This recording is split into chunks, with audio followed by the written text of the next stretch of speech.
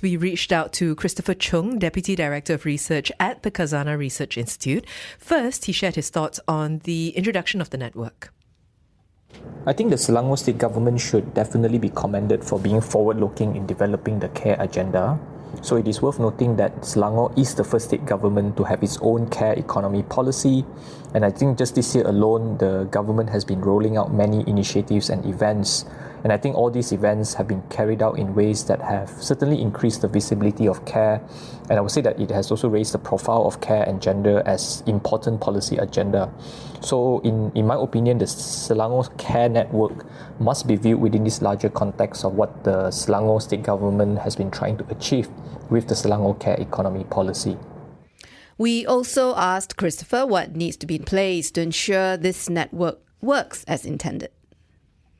Now, from my understanding of what was announced, the Selangor Care Network is set up to enable different constituents of the care economy to share their views and give inputs on the state government's policies on care and perhaps also the implementation of these policies. So in principle, it is certainly a good initiative.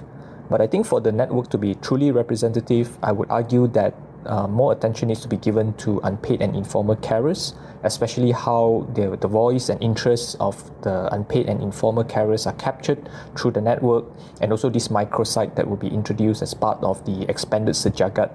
Because I think unpaid and informal carers remain as the group that is not only unorganized at the moment, but also least represented in the policy-making process pertaining to the question of care.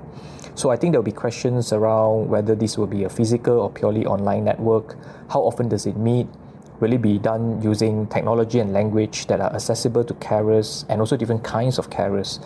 Will the space be safe and conducive for carers to share their views openly and frankly? Who will be listening to these views and who will be deciding on the priorities and the trade-offs if there are contradictions in these views?